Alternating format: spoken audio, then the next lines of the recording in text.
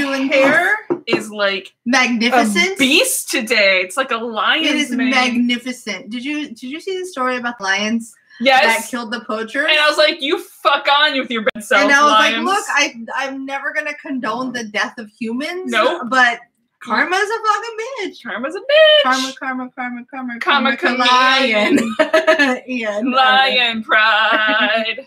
We come and eat. Well, and it's like, so we come and not. Do I have my facts right, or are the female lionesses the ones that do the hunting? No, they do, because male lions are basically like, I'm just gonna sit here and you fucking bring me shit. Yeah. Babe. So go, you rock on, ladies. Okay, Kaylee is licking my feet. It's very uncomfortable. So she's being very sweet though because I'm covered in ant bites. Yeah, poor she's like, I get you, I save you. So if you're watching the video, we are drinking a beautiful sour. It's like a cherry something. It's a cherry barrel sour, and I do not remember where it came from. Doesn't matter. From the cherry sour store. Mm-hmm. From the cherry sour tree. Yep, there's a tree that the sap is actually sour beer. Yeah, when you tap it instead of sap, you get sour beer from the cherry tree. That's like that is like a little sour tree. Yeah. Yeah, that works. That's a thing. Welcome to our fantasy.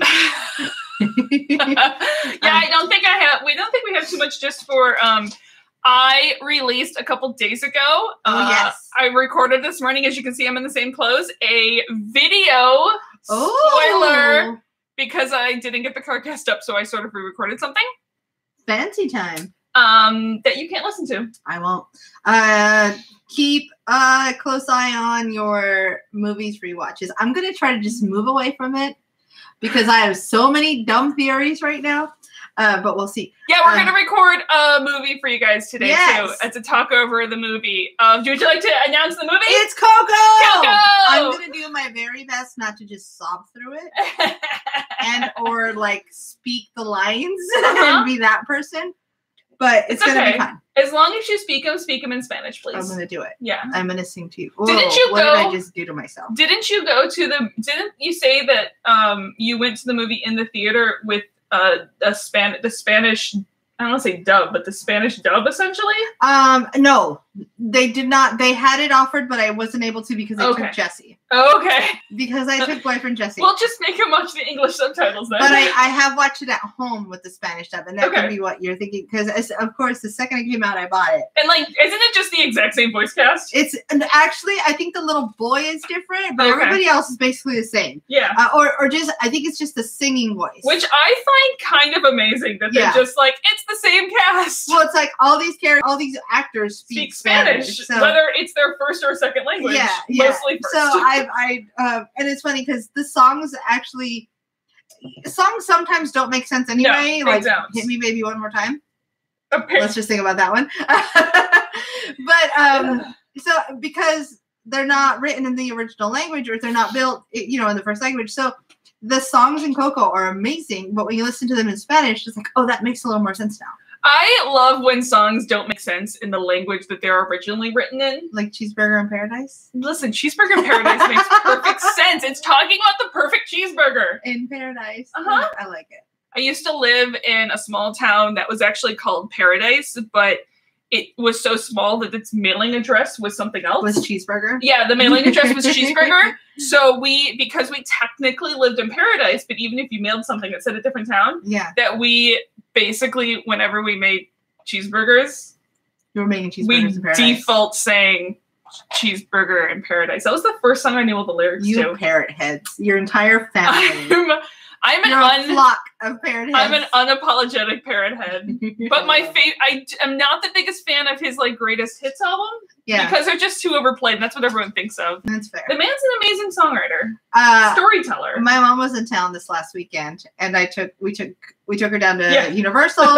We went to Margaritaville to have a margarita. That's kind of become hers and mine thing. Can I just say, Margaritaville has, I think, one of my favorite margaritas. Which one? The perfect margarita. That's the one I got. That is one of my. It really is a perfect favorite margaritas out. It's amazing. So we took her there. We all hung out. Boyfriend Jesse, me, and my mom. Mm-hmm. And Jesse didn't realize until we left. He was like, "That place was like Jimmy Buffett." I was like, My love, we were literally in Margaritaville. He's like, oh, that makes sense now. Yeah. Just not paying any attention to where we walked into. He just thought it was accidentally. Yeah, accidentally Jimmy Buffettville. Yeah. And like, no. I have been to a knockoff. Margaritaville place, but I love sitting at the City Walks at Universal Orlando is where it is, and they have one of Jimmy's planes sitting outside. The outside version. And they have like sands. They threw in a bunch of sand where the tables are, and you can sit around the little like tiki thing. That's actually my favorite place to sit because you can get some of the menu. You can get the nachos, which I think is one of my favorite things there. We looked at the calorie count of the nachos. Just don't eat it on your own. Suffice to say that it is enough for, and I'm not exaggerating, about 2.5 days worth of meals. Yeah, well, it's a me and a Nick. Yeah. There's definitely a lot of calories. Just don't look at that. Anyways, alrighty, are we good to? Let's do this. Let's get on with the show. What episode number are we? We are on episode number 131. Let's all admire my makeup because it's not going to last. Because all the feelings. You have some feelings in this one? I may have some feelings. Do you have some feels? I don't know what they will be. Okay. To be fair, it's a mystery to us as well. Yeah, I gotta be honest. It's a mystery to me. Yeah. I don't know sometimes where they're gonna go. I was like, that's not the right episode list. Those are my wrong notes. Those are last week's. Here's this week's. Let's not do that. Okay. Alrighty. 131. Yes. Alrighty. Welcome to episode 131 of There's No Place Like Terra, a Stargate First Watch Rewatch podcast. I am Nixie. And I'm Grace, and today we're going over Season 6, Episode 22, Full Circle. Yes. A.K.A. Daniel Kenobi. That was my AKA! You stole my AKA! Legit. I was going to be Help Me, Obi-Wan Kenobi. That's pretty appropriate. You're my only hope. I mean, it explains itself. I mean, it's kind of, it is what happens. Yeah. It is a Daniel Kenobi. Ascension is just being a humming Force ghost without the glowing. I'll share the other one then. Okay. I'll share, what's the other one? Is Ascension a pyramid scheme? I actually really like that one. Because that's kind of what it feels like. Ascension is a pyramid scheme. Yeah. So this first aired on February 19th, 2003, written by Robert C. Cooper, directed by Martin Wood. And a few guest stars we know: Alexis Cruz, David Pelfey, who played Sokar, plays Anubis. Oh, okay. And then some guy named Michael Shanks. No, it's just some dude. Just some dude named Michael Shanks. No, I'm pretty sure his name is Daniel Kenobi, but whatever. Daniel Kenobi. So you know how I love my title translations? That's gonna be my code name. But yeah, you're good. Your code name for what? For just people. Okay. Just it's gonna come up sometime. Okay. Maybe an alias. Okay. You know I love my title translations? Yes. Well, they have one. They have all the title translations on the wiki I look at. Oh boy. And in a few languages like German, Czech, and something else, it was "The circle is closing." Oh boy. Polish got real weird. Beginning, end, or full circle. That's literal. And then French had real fun with pact with the devil. Wow. They're like, we're going way off, but we're going to the other heart. We've never even seen the book. Daniel does make a pact with the devil. A version of the devil. Fair. Yeah, way to French it all up. And then Spanish was starting point. Is that starting point? Punto de partida. Like takeoff point. Okay. Same idea. Yeah. So they just went the opposite of full circle. Yeah. They went to the other side of the full circle line. Those are pretty fun. The other side of the prime meridian, if you will. Packed with the devil. I've been watching a lot of sailing videos. The other side of the prime meridian. I don't know words. And just to let you know, because I don't think you realize this, Grace, this was written just in case it had to be a series finale. Oh. So I think by the time it aired, they knew it wasn't going to be the series. They knew they were picked up. But when they were writing it, they were doing just in case this had to be the season finale, and we're gonna wrap it up with a movie. This was written as it could end here, follow with the movie if need be. Right. Spoiler, It didn't.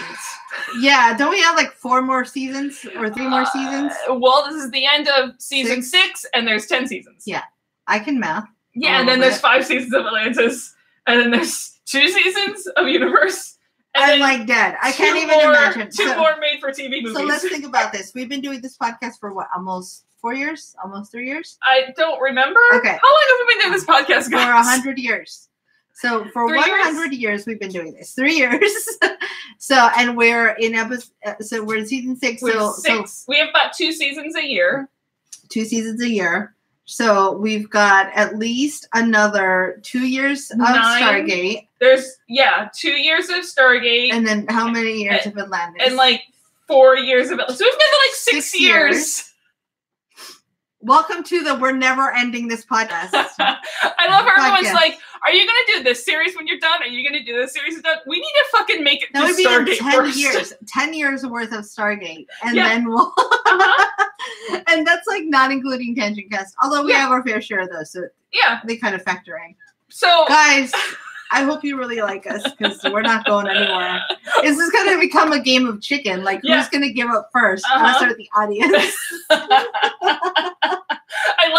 I thought you were for a second going, who's going to give up first, me or you? Oh, well, that's We'll never admit that we... Oh, no. That game will just... Neither of us will ever give up because that's just... I think that's pretty understood. We're way too stubborn to ever give up this series because we're completionists. I'm not stubborn. I'm not stubborn. At all. Nope. Kaylee's like, I call bullshit. She's like, I know better because I'm stubborn. Look at that. I learned it from you. If you're watching the video, like the face of the Kaylee right now is hilarious. So we start the episode in a home that we haven't been to and it feels like ages. Abydos.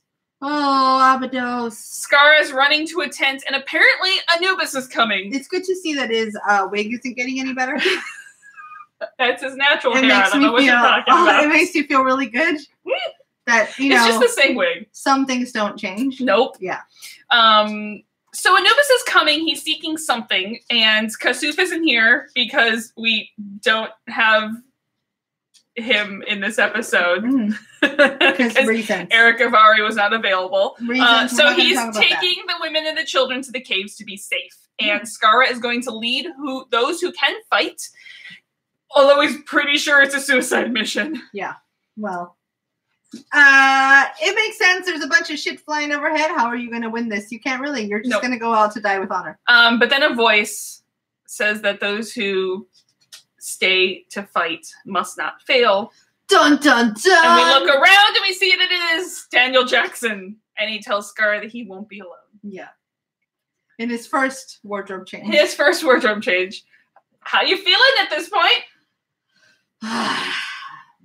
There was some yelling during the credits. It was like, what the fuck is happening? It's hard to be angry. Like, I can't be this angry anymore. So I'm just like, so there's like a sense of defeat. It's like I've hit acceptance. That you're just like, Daniel's going to be popping it out. He's just going to be here whenever he wants because that's just what it is now. Well, but he's ascended. He can do whatever the fuck he wants. He just pops in whenever he wants and just does whatever the hell he wants. Yeah. He's a Force ghost. So that's where I'm at now. Okay. It's not anger. It's not even, but it's not joy either. It's just like, all right, this is where we are. It really is the stages of grief. It's acceptance. I've hit acceptance. So we have credits. And we come back to see Jack getting into the elevator. I love this entire scene. The whole scene is great, and we get this a few times. I've said it before, I love the really beautiful, simple reveal shots that they do with Daniel. There's no trickery. There's no having him beam in. There's just him walking around the cameraman, so he's there when he turns. Even before we get to the Daniel scene, though, I love RDA's interactions with scenery. Just like weirdly picking at the thing. It's like they're all things that I feel like I've seen my dad do. Yeah. Like they're very natural, just movements. It is. It's a beautiful, the subtlety is beautiful. And also, God, I'm so glad that we don't have slidey cards at work. Yeah. Because I would be so annoyed because I don't like to remove my card from its space. Safe deep inside my wallet, which is then inside my purse, which is then inside another bag. And so what I do is I just kind of shove my hip near the sensor. Yeah. And then that's how I get in. Mine stopped reading it until I take it out. It's kind of annoying. Anyway, so halfway on his elevator trip, the elevator stops. And he tries to call someone. No one picks up, except for Daniel. Back in his sweater. Jack's like, blank stare. So, I feel like, so the sweater he keeps showing up in. Yes. It's like a ghost, right? A ghost only shows up in its certain clothes. But in Abydos, he wears different clothes. So is he like a selective ghost? No, a part of me is thinking it's just like the skin that, like, it's his earth skin. Oh, right. And it's Abydos skin. That's fair. Yeah. Yeah. It's just like the character costume. But it's like, man, I hope that sweater's comfy because he's in it a lot. It looks really comfy. And Daniel jumps, like, no intro. Daniel jumps straight into it. It's like, hey, Jack, so I have some exposition for you. Yeah. The Abydos is in trouble, and Anubis is coming, and he's after the Eye of Ra, which looks like Catherine's necklace, and Jack's just blank stare. He's like, no, thank you. I have not had my coffee yet. Yeah, actually, that's what it feels like. It does. It's when I wake up, and Jesse's been awake forever, and I'm like, don't talk to me. Why are you talking? Why are you talking at all? This morning, Nick was heading into work into the kitchen. So last night he's like, don't let me leave without my knives. And this morning I came downstairs and the coffee was still brewing. And I went, don't remember your knives. He's like, would you like to rephrase that? And I was like, no. And then go back upstairs and just end it. What was the word I said the other day? So my mom speaks limited English and Jesse speaks no Spanish. So I was being translated when my mom was here last weekend. So by the time she was gone, my brain had melted and I didn't know languages anymore. And I started to accidentally talk to Jesse in Spanish every now and then, and I would lose words. Yeah. So I was telling him how we needed to go to Target to get, and then I could not find a word. And I was like, the cotton circles. They're circles and they're cotton. Yeah. And it's like, you should know at that point that I mean cotton balls. Well, but he's like, tell me more. What's interesting is that when you say cotton circles, I actually use the little cotton flat circles. Well, so do I. Yeah. So they're so it's not balls rounds. Yeah. They're just cotton circles. Yeah. And so I was like, they're cotton and they're circles. Yeah. Why is this not enough for you? So I know that vibe. So Daniel continues. He's pretty sure that the eye is hidden in Ra's temple, not really sure where, and he cuts right into the legend about how there's 6 infinity stones in total, and they're powerful, but when you combine them, someone can snap and kill half the universe. And then the Tesseract is one of them. And Anubis is missing only the Tesseract. Yeah. And he's narrowed it, Anubis has narrowed down search to Abydos. Please find it, keep it, hide it, destroy it, just do it quickly. Daniel says. Yeah. And Jack is like, what the actual fuck? Yeah. Hey, Daniel, long time. How are things? Yeah, I love that. And Daniel's like, I mean, we don't have time for this, but yeah, let's do pleasantries. Yeah. The best interaction between Daniel and Jack in that whole episode. Yeah, it's great. Like, how have you been? Let me pretend that I'm not super annoyed to be doing this right now. Jack's like, so a funny thing happened on my way to the forum. An old friend stopped by who never calls, never writes, has an important mission. Daniel's like, you gonna help? He goes, no, not done yet. He turns into like a mom. Yeah. Like there's a mom who's giving you a guilt trip. You never call, you never write. And you see this old buddy that Jack has. You only call when you need anything. He's ascended, and the irony is that he's the great and powerful Oz. And Daniel tries to remind him that there are rules that he has to follow. Just being here, talking to Jack is a violation. And what he's asking Jack to do, Daniel can't do because that's a giant violation of things. Oddly, Daniel has never met any of these other guys who have all these rules. But apparently Oma is on their bad side anyway, because Oma doesn't like, or the others don't like Oma helping people out to ascend. This is where I decided that ascending is a pyramid scheme. It is. You never meet the people on top. Nope. Your only goal is to bring others into the fold. Yep. Jen was doing great, by the way, by the end of this episode. Yeah. Or so we think. Or maybe Oma's doing great. Oma. Yeah. Yeah. It's good times. But ascending is a pyramid scheme. Don't fall for it. Nope. Then you just got to bring others in, and you're never ending. You never gain any money. You're really just trapping others into the same thing. And then the next thing you know, you've got like piles and piles of storage of ascendedness in your garage that you don't know what to do with.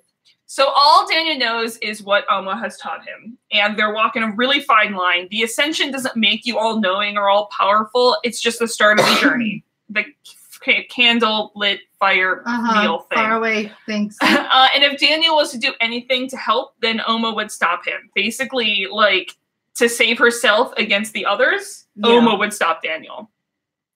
That's fair. Yeah. So in the briefing room, Jack goes, hey guys, so this thing happened to me.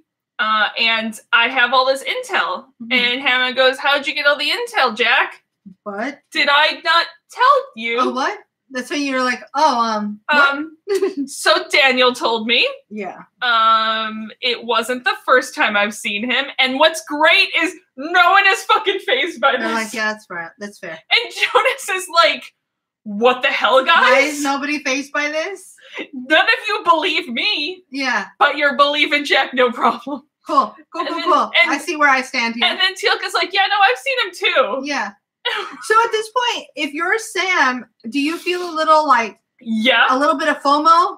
She keeps a little bit of like, what the fuck? And I love how Sam basically is parroting what other people say because she's like, what do you mean you guys have seen Daniel? I haven't seen Daniel. Does Daniel not love me? Yeah, like what the fuck? If anyone seemed like the most hurt when he died, like she had a fucked up moment. Yeah. And it's the one person he doesn't come to see. I feel like Daniel owes her a visit. He does. Or an apology. Or both. Or a beer. Yeah, she would take a beer. Or something, stronger. Smashy explodey. Smashy explodey. So anyway, Daniel doesn't know how to find the isle, but it's Daniel, so that's good enough for Hammond, basically, and he gives the whole mission to go. Yep. It's a code Daniel. We're gonna go. What color would a code Daniel be? Army green. Yeah, I was gonna go with green for sure. So they arrive on Abydos and they greet Skara and they introduce Jonas, and the guys there on Abydos are ready to go, ready to do what needs to be done to save the village and the planet. And even better, Skara is pretty sure he has an idea where the eye is. So he leads them down to these catacombs that he and Dan used to spend time there, assumingly before he left for the start of the series. Right. When Daniel lived there for a year. Because we forget that Daniel spent a year abroad. He spent a year abroad sailing around Abydos. Yeah. So the Eye of Ra is mentioned a ton in the room in the catacombs, but they haven't found an eye so far. And Jack just really wants to clarify that this isn't a real eyeball. Right. And I love Skara just kind of shrugs. We haven't found it yet. And you're like, okay, yeah. Well, I feel like to most people it'd be like, okay, no shit. Yeah. But okay, thanks for the heads up that it's not a real eyeball. In Orbis, Anubis arrives. And Orbis is his drag name. Sure. And on the planet, Teal'c is a badass. Yeah. Guys. Teal'c is always a badass. He's super badass in this one. Inside the pyramid, we get a bit of gossip. Oh, yes. Skara is betrothed. Yeah, betrothed. I can only hear that word in Zazu's voice from The Lion King because I think that's when I first learned the word. I would love to meet the badass that Skara is engaged to. Because she's got to be. She's got to be awesome. Some amazing person. And we get the best interaction in the world. Yeah. So Skara wants Jack to be his Shaloki, which is his best man. Yeah.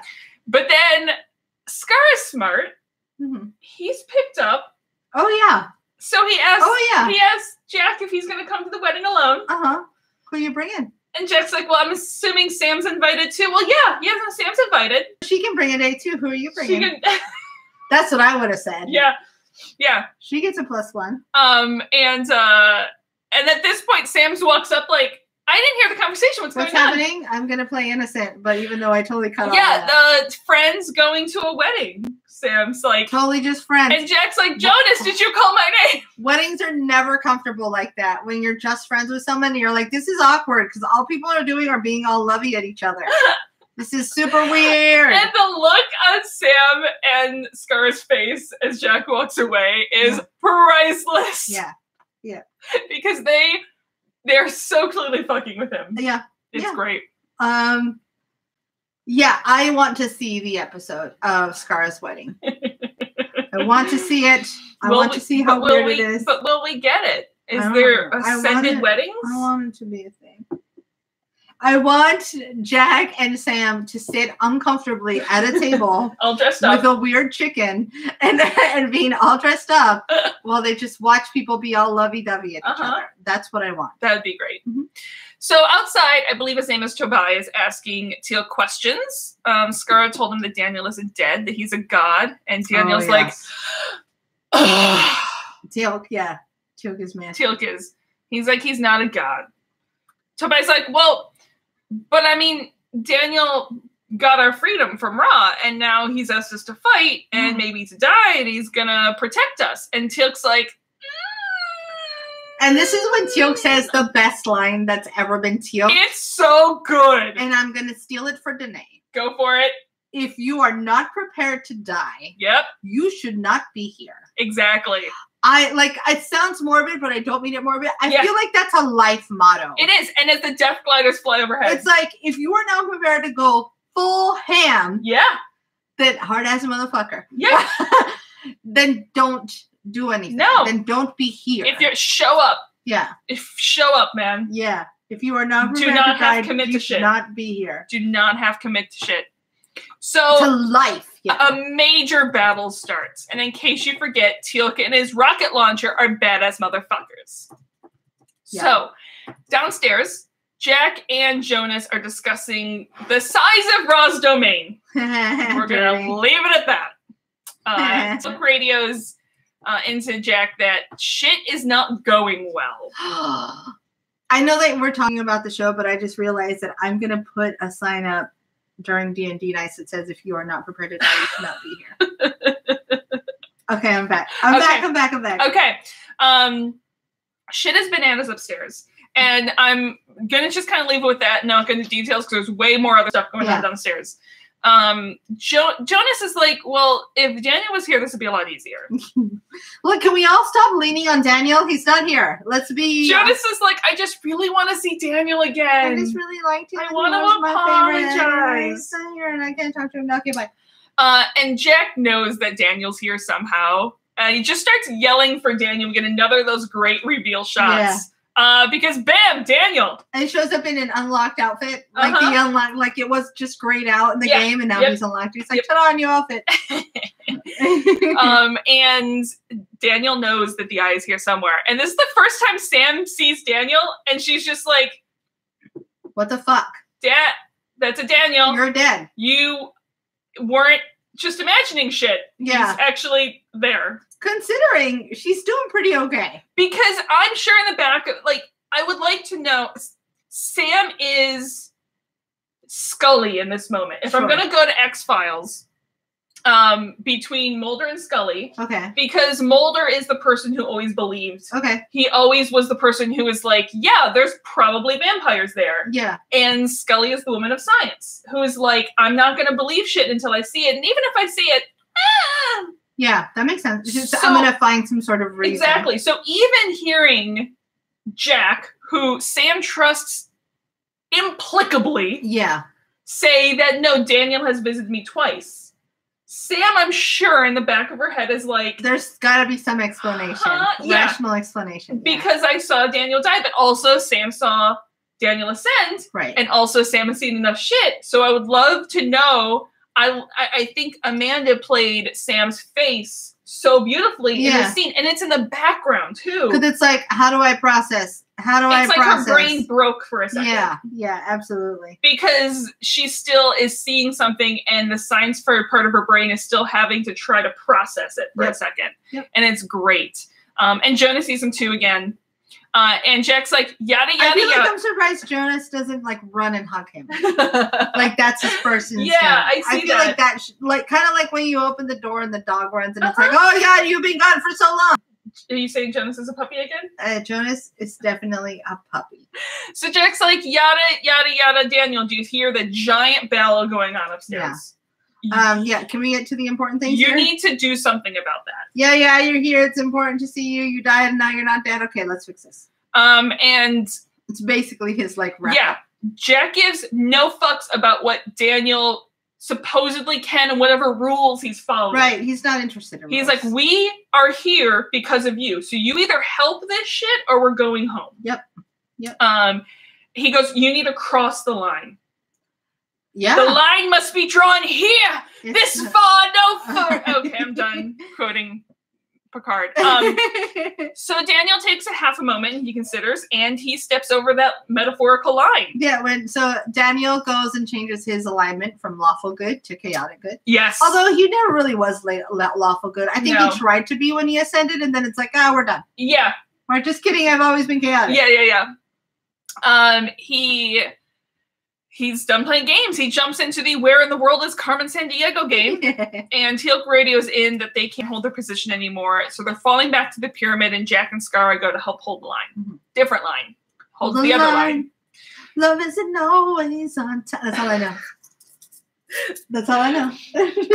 So after we see Teal'c fall back and take out a death glider with a rocket launcher while running backwards. Teal'c badass. I feel like I'm surprised he's not just holding 2 rocket launchers. Yeah. And just like go on its own like a crazy person. Okay, that's all. Sam's like, Daniel, can't you just beam into the secret room thing and like look for the eye? And he's like, no. That's no. Yeah. Jonas and Daniel both go a Daniel in. Danieling. A Danieling? A Danieling will go. And they figure out the puzzle with the rays of the sun and where the light has to go. And they're like, I've seen the Raiders of the Lost Ark. And I think this is how this plays out. It is. Yeah. And so they need a little more focus. So Jonas... do you think by then Jonas has seen Raiders, right? He's, clearly seen Raiders. Someone's, okay, good. Yeah. But he pulls out a magnifying glass and Daniel's like, is that my stuff? Yeah. Jonas is like, yeah, what you gonna do about it? I mean, you weren't using it anymore. You weren't using it. Also, someone in here, Daniel goes to adjust his glasses. Oh. I don't know if you noticed. It's a very quick, he kind of goes up, like he just puts as if he's pushing his glasses up. Right. With no glasses.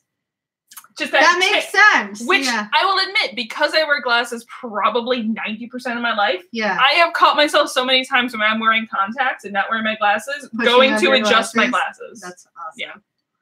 So I love that little moment. Up in the Abadonian gate room, Jack radios down that's just work faster. Work.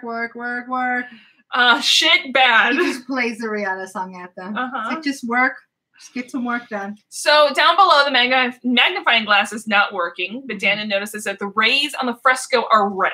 And conveniently, so is the laser sight on a P90. Yeah. So once it's open... The pace that they're going into this room is not urgent. No. So can we move a little faster? Go. There's literally a goal. I don't know if we've seen it yet, but we're about to. Yeah. There's literally a respawn ring for gold. So can we not do this? Yeah. Go faster. go gadget Tomb Raider. Yep.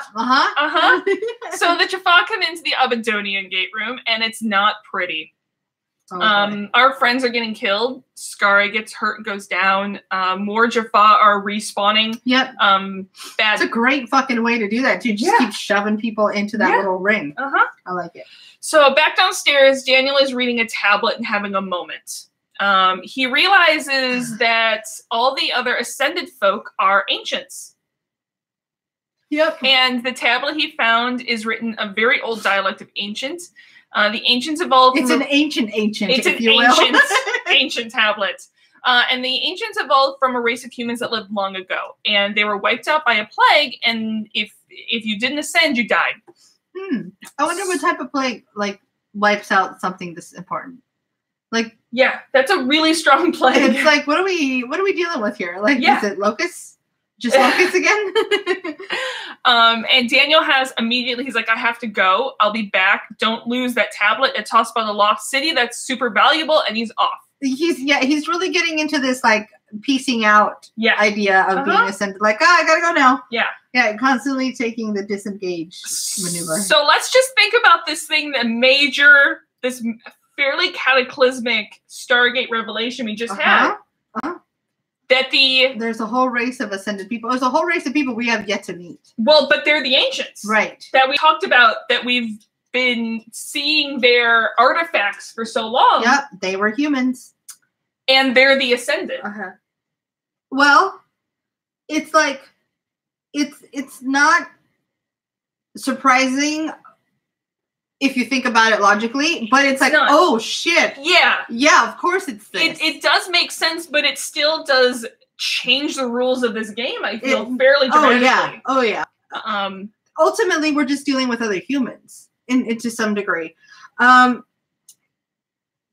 have a theory at the end of this episode, and I don't know how right it is, so save some of your drink. Okay. But it just, so now, basically, now we have a new mission. Now there's a whole new mission to why we're here. We're no longer just wondering to find these ascended, to find the lost city, to figure out what this is. Which it felt like the last few episodes, the last season, even if you will, was a little bit, we were wandering the desert. Yeah. And someone was like, well, now what's next? You know, we met Thor, and we met the Asgard, we've met these other people, we've saved the planets, and we're just kind of doing the... And we knew the ancients are one of the 5 races. Right.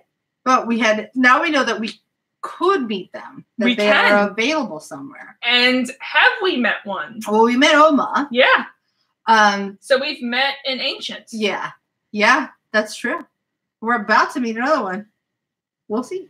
Who? What isn't Anubis technically an ancient? Well, no. So it's... Or is he just ascended? He's just ascended. Not like once you ascend, you're not an ancient. Got it. It's just, they're just saying that a vast amount of ascended beings are ancients because they sort of are some of the first people that learned how to ascend to this higher plane. Why not? Yeah. They're the OGs, if you will. Got it. Well, and Anubis has kind of been like a Voldemort. He is Voldemort. Yeah, he's like Voldemort in books 1 through 3. Yeah, no, he's basically early Voldemort. Yeah, got it. So up top, the Stargate starts up. Anubis is basically dialing in to trap them on the planet right now. Yikes. So down below, Jonas and Sam are looking.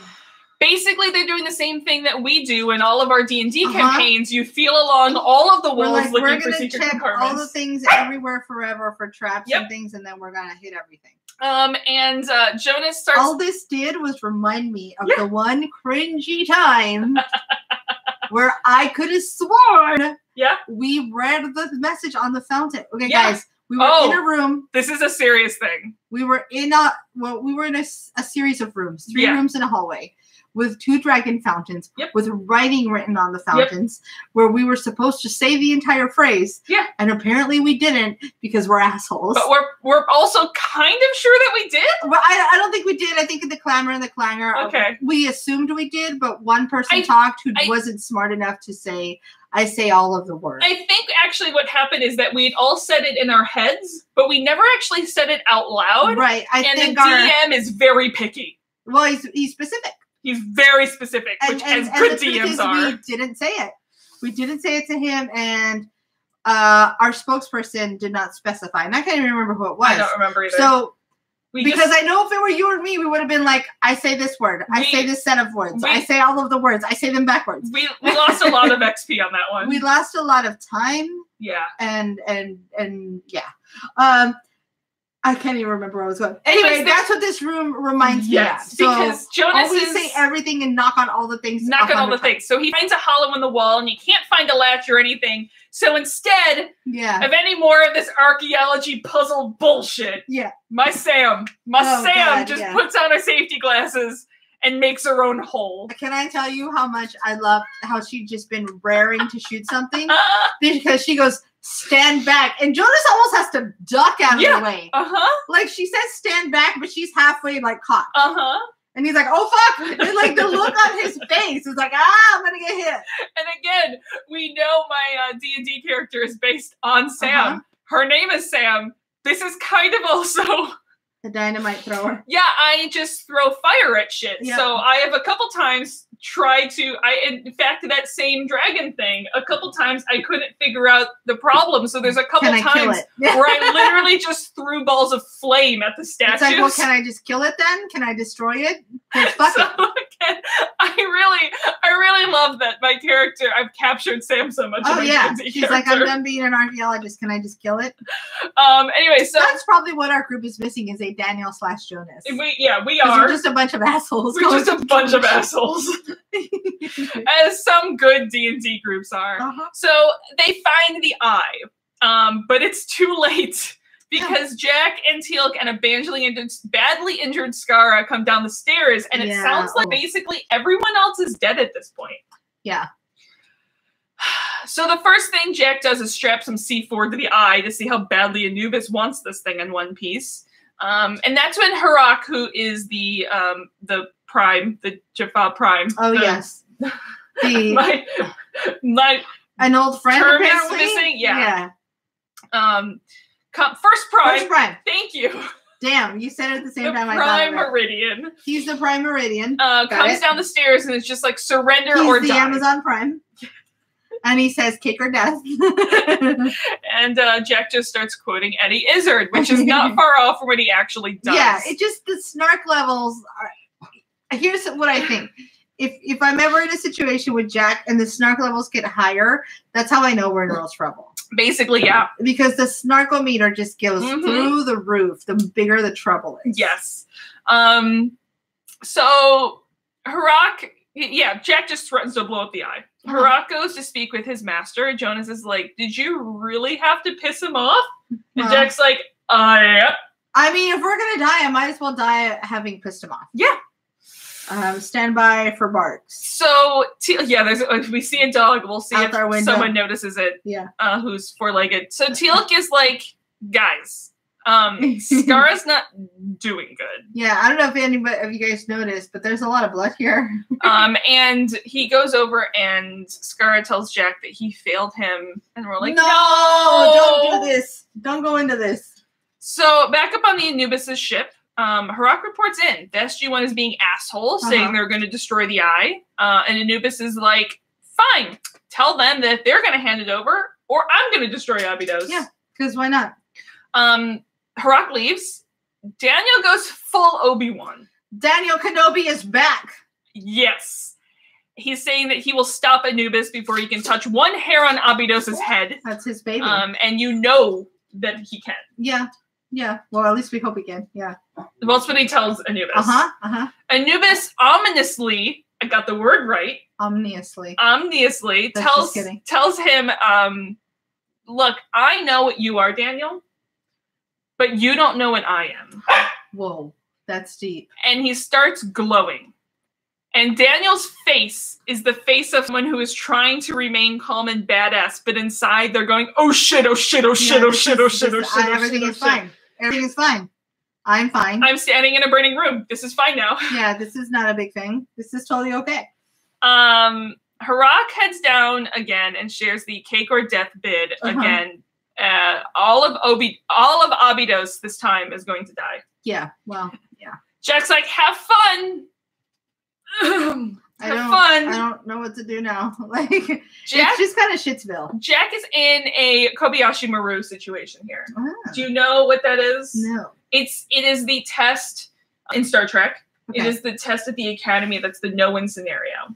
That is basically like you go in knowing that it's a no-win scenario, and it's just basically how you deal with it. Oh, I do remember this. I remember this because someone goes through it in training in the early season 1 of TNG. Yeah. So basically the saying is that the only person who's ever beat the Kobayashi Maru is Kirk because he basically hacked the system. I remember that. Yeah. I do remember that. This is no win. He cheated. Yeah, it's the only way that Kirk won. Yeah. But this is a Kobayashi Maru situation. There's no win. He can hand it over, and Jack's pretty sure that he's going to destroy Abydos anyway, or they can blow it up. And then they'll destroy Abydos anyway. Sure.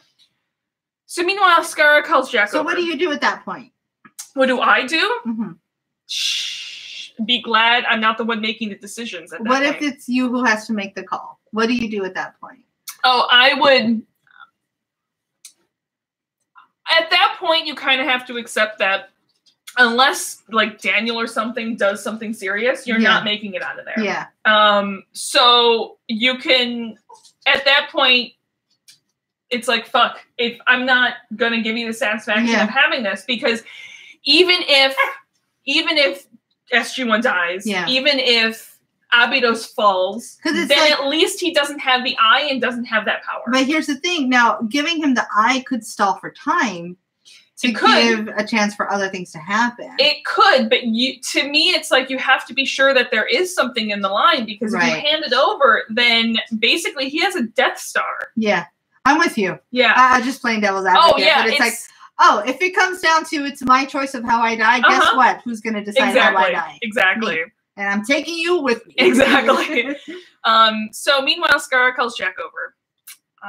He's sort of rambling, hallucinating in Abydonian about a bright light, about giving up and releasing something. In this moment, I was so panicked that I forgot that Teal'c can understand him. Yeah. And I was like, who's going to tell him what he said? And it's like, oh, just kidding. Teal'c is right there. I knew that the whole time.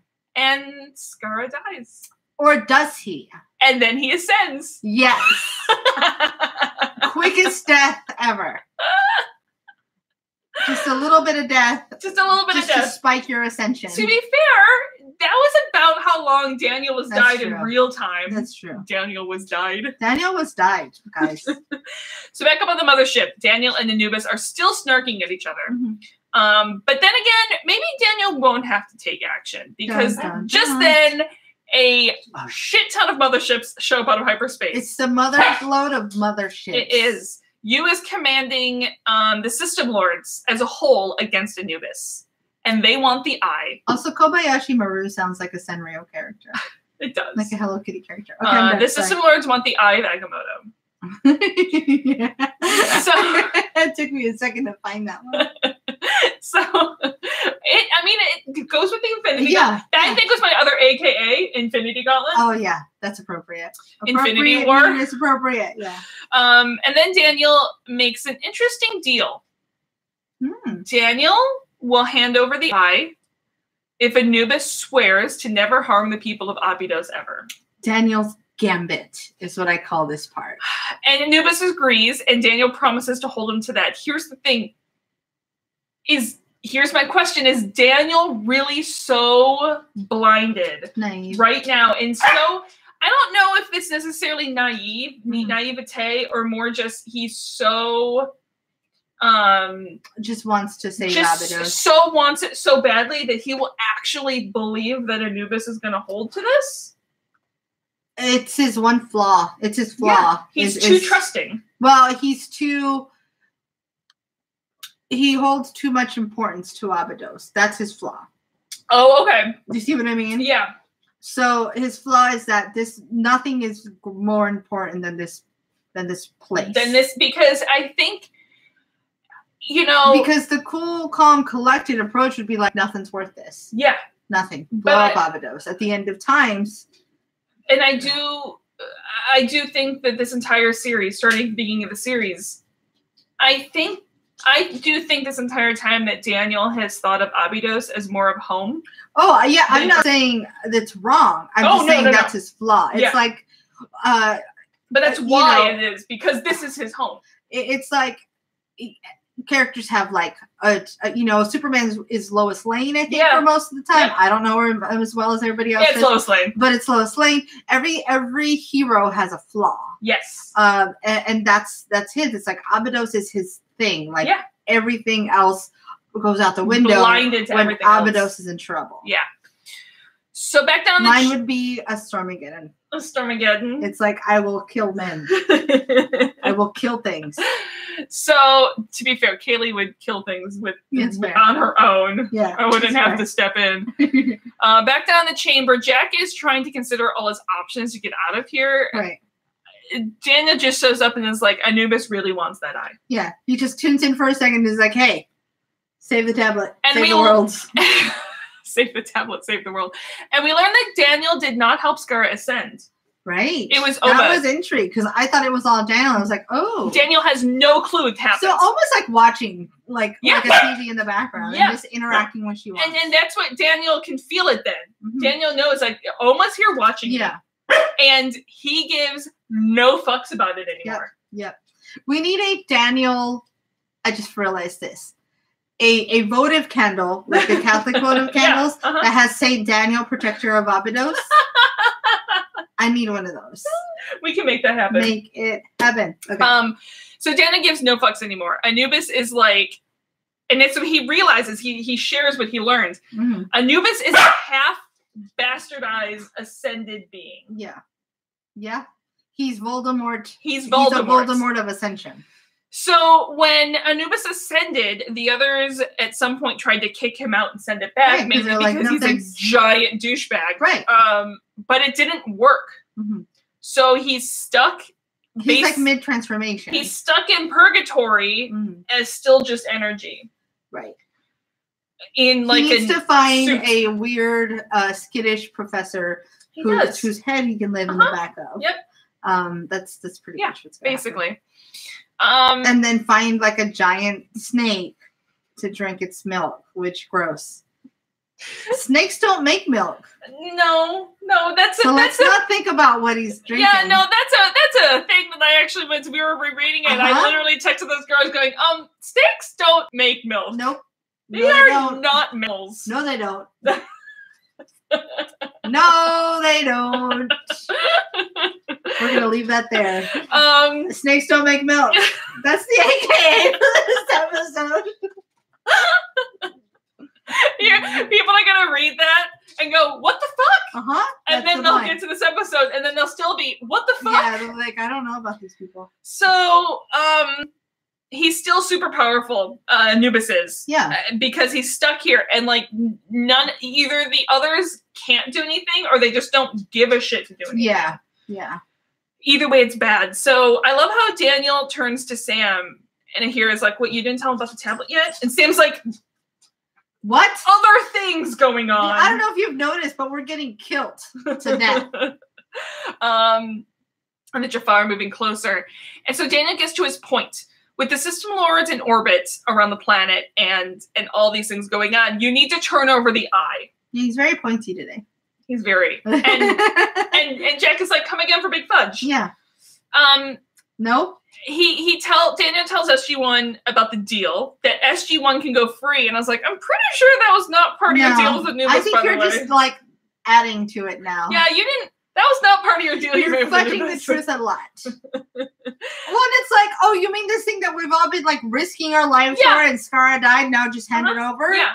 I'm gonna need more than that. All of the men up there died for. I'm gonna need more than this. But yeah, turn over the eye, SG-1 go free, and Abydos remains unharmed. I would be like, who are you? What have you done? And hopefully the Gould will destroy themselves fighting over the eye, and in all that mayhem, instead of that, you guys can go look for the lost city of the ancients, because there's still super powerful weapons there that can take on Anubis. Let's get it. Yes. So right now, the tablet that you have, and you leaving with that tablet, is more important than the eye. Right. Right. And I'm like, the real treasure was not the treasure. Bamboozled. I was like, make up your mind, Daniel. Yeah. What do they need to protect? Yeah. It's like I feel like this happens in an Uncharted game, where it's like, oh, the treasure's not actually the treasure. The treasure is this other thing. And I feel like that's a trope that's used before. Yes. But I always go to Uncharted first. That's who I am as a person. Guys, if you watched my Patreon, if you're a Patreon and you watch my spoiler thing, the person's name I couldn't think of is Nathan Drake. You're welcome. I'm making connections. I was there. So he had like nothing is going to happen to Abydos. Daniel repeats again, as if this is like a mantra that he's trying to convince himself. He is trying to convince himself. I feel like he just keeps repeating it. If he repeats enough, maybe it'll be true. So Jack hands over the eye. Which I want to take a minute to describe this eye, in case anyone hasn't seen it in a while. Yeah. It looks like I want to eat it. Which, yeah, I like to eat things. But it looks like it's made out of, there's like a Mexican, it's not a candy. It's almost like it's just like jelly. Or paste or jello, but it's made out of guava. Oh yeah. And it's so rich that you eat tiny slices of it. I've had that before. It looks like that. With you. That's right. That's what it looks I put it on crackers with cheese. It's a good time. So, hands over the eye to Harak, And Hiraku really, really, really, really wants to kill SG-1, but he's going to listen to his master's word, and they leave. Is this where we get the line? And we get the line. Go ahead. Well, spank me, Rosie. Where is the comma in that line? No. Oh. Where's the comma? It's after well. Okay. But is it... Well, here's my thing. Is it spank me, Rosie? Is someone named Rosie spanking him? Oh, no. Is it just spank me until I'm Rosie? Yep. I think it's the latter. Because... Well, my original... Because if it's Rosie, I'm assuming he's talking about Rivet Rosie. Rosie the Riveter. Oh, right. That could work too. I have a hunch that Jack had a crush on Rosie the Riveter. Well, I think I just like the idea of Jack saying "spank me till I'm Rosie." Oh, it's like Jack. I didn't know you had it in you. Right on. So up in orbit. Sounds like I can do that. I volunteer as tribute. Okay, I'm gonna not imagine, but I am gonna imagine those two. Yep. I guarantee you there's fanfic about it. Oh boy, do I want to go down that rabbit hole? Do you? That is the question. I'm a little scared. I feel like, don't look at me right now. So up in orbit, Anubis gets the eye of Agamotto, and he thinks it's time he demonstrated the full power of this battle station. He's chosen to test the station's destructive power on the system lords. Yay, fun times. I couldn't fit any more Star Wars lines in there. So the ship is a transformer. Yeah. And it's just like... Yeah. It's an Autobot. I would open the closet upstairs. Grace has heard this. I have a closet upstairs, and when you open it, it sounds like the transformer transforming sound. Yes. Like, exactly. So imagine that's in there. Yeah. Somebody imagine sound effects. Yeah. So that wasn't it. It's okay. But the ship just fucking takes out the system lords. It's just all fireworks happen. It's the 4th of July in my backyard again. Did you see the video of there's this place in Missouri where people have a fireworks war? No, but that sounds like a Missouri thing. To be fair, terrifying, and the police officers are not for it. Like, it looks like fun, but it's also very scary. Yeah. It looks like the purge happened, but in fireworks form. People literally are chucking fireworks at each other. Yeah. And they're calling this a safer way to air out your grievances with each other. I'm like, what part of this is safe? What part of that is safe? Safer than, like, dropping atom bombs on each other? Listen, sure. It's bad enough that people who like point fucking Roman candles at each other, like, that's dumb enough. I knew a guy at the TV station I used to work at who lost his hand in a firework accident. Like, he was making fireworks. Fireworks? Oh, that sounds great. Oh, he's good stuff. And he, to this day, still does it. Of course he does. And he's like in his 50s now. Of course he does. Anyway, so the male person walked by. We're just gonna chill for a second and wait on Kaylee. Sorry, guys. Are you good? Okay. So he just takes out the rest of the system lords, and you wonder, did anyone survive this battle? Hang on. Okay. I feel like yes. Okay. Because if all the system lords take each other out, then where's the tension? And we do see some system lords escape. Right. But I guess the question is who? Yu gets out. Okay. And then there's a female that's still around, a woman that I feel like I remember still. Yeah, they mentioned earlier in the episode, I don't remember her name, but yes. But Yu gets out because I feel like we've met him and now we know him, so therefore he's got to still exist. Gotcha. And there's got to be some unknowns. Okay. Well, we still had that full circle. Remember when? But I think we lose a ton of them. But we're not out of the woods yet as far as system lords. Like, because I think when we saw like Osiris, when we saw like all the system lords, was Ball there? Is he considered a system lord anymore? Because that's a giant like isn't he? Or maybe they did all go out, but all we did was make enough subterfuge so that new people could come in. True. Because a lot of people were power hungry, like the guy on the planet we were last at. Yep. Who was like, I'm just looking for a chance to move up. And he doesn't get to move up anymore, though. Nope. He'd be no, dead. he doesn't. But he can't be the only one who exists that way. Yes. And the rest of SG-1 are left alone in the pyramid. Mm-hmm. And they hear the battle in orbit, and there's only clothes left in the gate room. Yeah. Skara has ascended. Not just Skara. Oh. There's only clothes left. Oh, I didn't even think of that. I just thought we were looking at Skara's clothes. No, there's tons of clothes up in the actual gate room. You're as they're right. leaving. You're right. And it's just clothes left everywhere. Oh, my brain is still processing. Yeah. Okay. So that's the first clue that we get. Yeah. Oh, got it. Well, I think here we can lead to the assumption that all the guys who stayed back to hold the line, right, are ascended. Yeah. We don't know about all the women and children, right, who escaped. But yeah, if I'd been paying better attention, I could have seen where we were headed. Yeah. Dummy. Okay. So up in space, the motherships who weren't destroyed the first time run, and Herrick asks, "What's next?" And Anubis is like, "Well, next we destroy Abydos because I'm a giant dick." And Sam dials the gate. And right before Anubis can hit the big red button of death, Daniel is like, "I told you I would stop you." Yeah. And Herrick's staff blast goes right through him. Anubis just goes, "Come at me, bro." Yeah. And Daniel starts to firebend or something? Yeah, he's like gathering his, warlock powers. This part bummed me out. And he starts to direct his energy towards Anubis, but before it can reach Anubis, he's pulled away and he fights, but he's not strong enough. That part made me really upset. It's not Anubis that does this to Daniel. It's not. He specifically says that that's not me. Yeah. Fuck, Oma, what are you up to? And we don't know who did it. I don't know that it is Oma. I think it's the other Ascended. Others? Because I think Oma's busy doing other shit right now.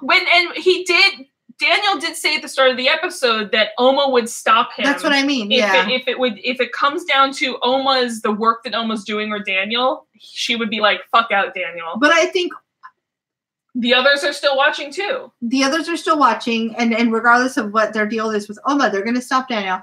And Oma's over there doing her own shit that they probably don't approve of ascending all those people from all the Abydonians. Yes, but also at the same time, the others tried to kick Anubis out anyway, and he's stuck in some purgatory. So, so why would the others be like, "I'm kind of turning a blind eye because you're solving a problem that we had before"? No, they would say this is not the way to solve it. Or they would say this is not the way to do it. We like what you're trying to do, but not the way you're trying to do it. This is not how. They would like Mr. Miyagi this shit. So it's a giant question. Take it to the mat. Take it to the limit one more time. So yeah, SG-1 starts to head through the gate. And Herrick is like, "What the fuck just happened? You are clearly super strong, Anubis." And Anubis admits that just what just happened, what Herrick just saw was not Anubis. Which is impressive for a ghoul to do. Yeah. Because he would just be like, "I'm going to take credit for that." But I think he did that just so he could just say, "But this is," and then presses the red button. That's true. And we get what I believe, correct me if I'm wrong, is the most expensive effect shot in all of Stargate. Wow. This pyramid was blown up and practical. Wow. Yeah. That's a big old I think the ground sand was digital, but that pyramid was practical. That's a big deal. That's a huge effect. It's a huge effect. This is the part where I got mad. Yeah. I was just like, what the fuck? Everything we've done is for this? No, it's not. Yeah. A very strange ending to the episode. There was a lot of me just going, what the fuck? Yeah. What the fuck? There's a lot of yelling. Yeah. So Jack kind of looks around. He sees the lightning of the top of the pyramid being destroyed, basically, and he gets to the gate at the last minute. And at the SGC gate room, they're just missing Jack, and the gate starts acting weird, and he makes it through just in time, and he knows Abydos was hit because he felt it. Yep. And Sam runs, calling for Walter to do a full gate diagnostic, and then, like a second later, asks what the results were, and Walter's like, "I haven't even had time to start it." Can you slow the fuck down for just half a second here? Like, it takes time to run the. I need to actually start the diagnostic. I have to literally run the diagnostic, so chill out. It's like in a breaking news situation where it's like, "Hey, we're requesting this. Is it done?" It's like I'm literally on the phone with you. Yeah. And you're requesting. Relax. But there was a large burst of energy that came through the gate right after Jack, and they're lucky they got the iris closed in time. So they tried to redial Abydos, and it won't. It's a busy signal. Won't connect. This part made me so nervous because I was like, well, we know it blowed up. We felt something blowed up. Yeah. I'm worried about redialing right now. You're going to open up to a world of fucking hurt. Like, not just like to see what happened, but you are opening the SGC to like a possible situation where you're fucked. The bonus is that they can close the iris before they get the gate opened. Okay. So they can at least see if they're connected. I think right now they're just trying to make sure that the gate is still unburied. Fair. So in the briefing room later, because Hammond comes down and is like, what the fuck just happened? In the briefing room, they can assume that Anubis did not hold up a side of the bargain. Shocker. What? But they do have the tablet that Hammond is looking at. That's our new mission for season 7. So while Anubis may or may not have this super powerful weapon, it's super bad either way. But they do need to find, apparently, this city that's talked about on this tablet. Yeah. And Jonas is like, I can translate it. It may take some time, but Daniel said he would help. It's like, can we stop relying on Daniel? Well, Sam makes a really good point here. They're like, Sam's like, I don't know if we're going to see Daniel again. Yeah. Because he could have died again. Like, Daniel would have done everything he can to protect Abydos. Right. And if Abydos is gone. Yeah. He's gone with it. Exactly. Yeah.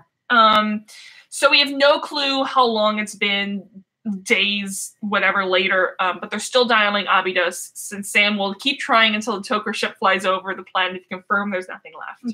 Yep. But this time the gate locks in. And I think there's a guy blurred out in the back. It looks kind of like Major Wood. I think it's our Martin Wood cameo? I think it's our Martin Wood. It's blurred out. The melt shows no damage at all. It's a pristine pyramid. This part was confusing until it wasn't. So SG-1 heads through. And they head out to the village, and everyone is there like nothing happened. They're all ascended. And they run into Skara, and they're like, what the fuck, Skara? Because you know Skara ascended, because he ascended before the blast. Yes. All of them are ascended. And Skara tells them that Anubis destroyed the pyramid, everyone on the planet, but death is only the beginning of one's journey. Dun, dun, dun. He hasn't seen Daniel. He has no clue.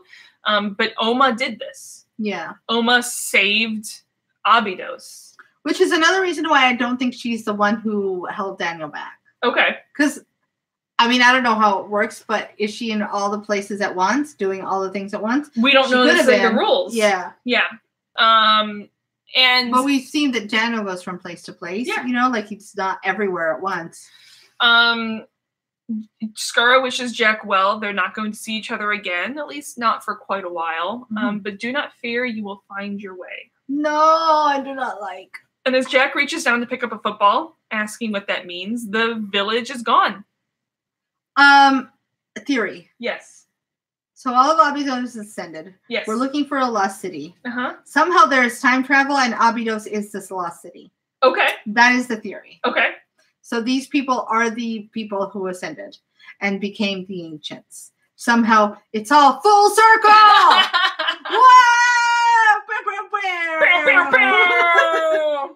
That's my theory. Okay. I'm sticking to that. Okay, now let's go back to Daniel as a football.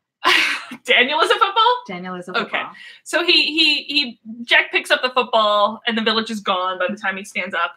And only Skara is left. He goes, the Choppa Eye will remain until you leave. And they look back and the pyramid's gone. It's just the Stargate. And we pan back and Skara's gone.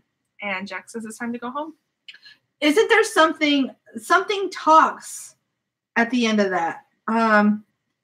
That doesn't sound like Skara, and they all look around. Am I making this up? I don't remember that. Okay, there is this weird moment where they all look around like they saw something or heard something while Skara's talking. I wonder if that's when they kind of latch on to the fact that this is not a real village. That's when I decided that Daniel is in the football. Okay.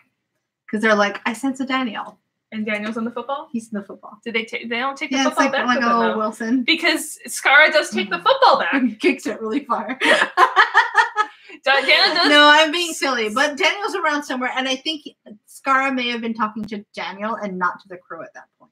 Of that you will find your way? Yeah, I think Daniel is lost somewhere. That's another theory. Okay. He's because he's somewhere not ascended, not something's going on. I'm having like the biggest between your guess of what the Lost City is and your guess as to what happened to Daniel. I don't think I have enough beer left in this glass. That's my weird thing. Daniel is not. I really think Skara was talking to Daniel more than he was the SG-1 crew. Okay. That's it. That's it. I'm all out of theories. You're all out of theories. Woo! Next up is the premiere of season 7. I'm ready. And it's called Fallen. Let's do it. Alrighty. Like a fallen angel, like Daniel. What? Okay. Now I'm done. Now I'm done. So does this go anywhere on your season 6? It probably list? goes at the top of the list. At top of your list? Yeah. Okay. Let's see what's left. I think I can get rid of. I'm going to do the thing that I do every week, and I'm an asshole. Why don't you figure out yours, and I'm going to look this up. Okay. I'm here. I don't know if that will help. Yes. At all. So I'm going to actually put this. I think I want to put it first, but I really, really, really love the Changeling. And I also really, really, really love Abyss. I think. This go above or below Abyss. So Abyss is our Jack one. Yes. And Descent is, which one is Descent? That's the one I forget. It's the one I always forget as well. It's Jonas. It's Jonas. Oh right, it's the Jonas episode thing. Yeah. Okay. Unconscious Thor. Yes. Okay. Yeah. I think here's what I'm gonna do. I'm taking Descent off my list. I'm leaving Other Guys and I'm leaving Allegiance. And I think. Gosh, I still can't decide if this goes above or below Abyss. Huh. I think this goes above Abyss. Okay. I think this goes just above. Like, if I could tie them, I would. Yeah. But because this is a bigger, grander story, and because this has a lot more to do with the mythology of the show, it goes just above Abyss, because when I love Abyss, it is like the definition of a bottle episode. Got it. In a bottle type cell. Yeah. Okay, so here's what I can tell you. Yes. Full Circle stays. Yep. Changeling stays. Yes. I think Abyss stays. Okay. Oh gosh, I just had it and I lost it. Redemption's the 2-parter. Yes. Okay, so Redemption stays. So here's the thing. Descent and Prophecy feel similar. Yeah. So I think I'm going to drop Descent, which I still have too many. Yes, you do. You have one too many. Okay. You have Allegiance and Prophecy tied. Yeah.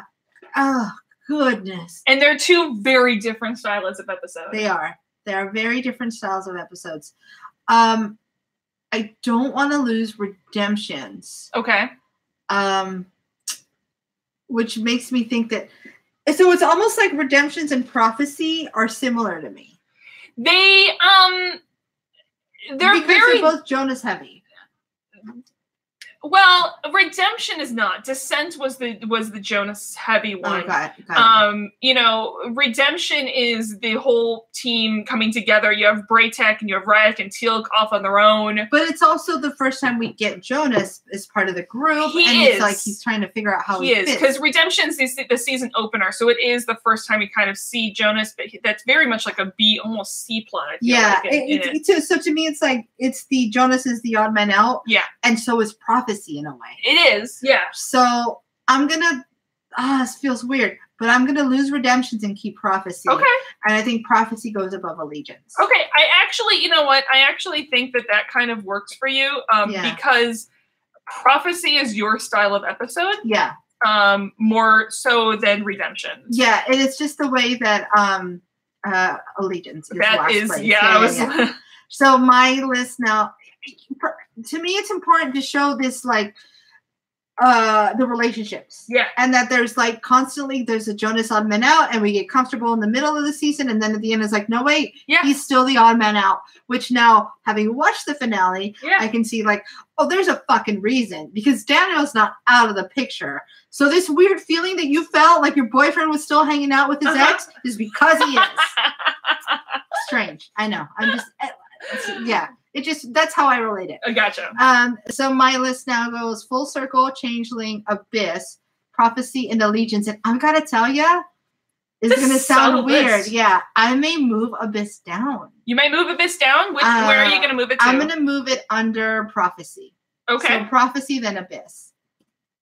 Which, that's what I'm gonna do there. Okay, so my list is Changeling, Full Circle, Abyss, Other Guys, and Allegiance. Yeah, I forgot about Other Guys. I know, but again, it's such a different style of episode. I like that. This will be fun. So sometime soon we'll have to do our top 10. Yeah, we'll do a top 10 sometime soon, because those we kind of have to really think about and make our short lists for. Do we count that questionable Martin Wood cameo as a Martin Wood cameo? Because kind of think it was. Let's do it. So we're up to 14 of those. I don't think there's Indeed in here because we had very little Teal'c talking. Yeah. And what we did get was. Do we count this as a Daniel death? Oh boy! Did Daniel re-die? I say that scene with Anubis is a Daniel death. Yes. Okay. I'm gonna call it. We're calling it as a Daniel death. He's up to 8. It's like a respawn. We'll call it a respawn. He's up to 8. That's Daniel. You only got one more. You're a cat. You're a cat now. So yeah, next week we are looking at Fallen. Oh, Angel. Yeah. I'm going to decide that. Okay. Now. Okay, I'm just anxious now. I just want to go watch it. Okay. Well, we're going to go so Grace can... Oh, yeah. We had to wait an entire summer. I don't care. No, you're absolutely right. But I'm losing my shit. Alrighty. Do you know how hard is it to tell Teal'c to stop? When I do my rewatches, and it's like, no more. We always get... Grace always knows when we're getting close to the end of the episode because I wake up our controller on the Xbox, because we have autoplay on ours. So I have to wake it up to tell it to not do. Don't do that. And then I have to back out of it as fast as I can because, for example, on Full Circle, in the little bio on Hulu says Daniel Jackson returns. And so I have to hit back. Let's just ruin the whole plot. Somebody talk to these Hulu people. So I have to hit back as fast as I can so that Grace didn't even see that. Cool. Okay. Let's get the show on the road. Guys, thank you for being here. You know where to find us. On Twitter, we're at Terra Podcast. On Facebook, we're at There's No Place Like Terra. You can email us at There's No Place Like Terra @gmail.com. And patreon.com/There's No Place Like Terra, where we put up a car cast today. I put up a spoiler video cast today for patrons. And we're going to do a special Coco. Stand by for Coco. Stand by for Coco. Please hold for Coco. AKA Snakes Don't Make Milk. Okay, we love you guys. Bye.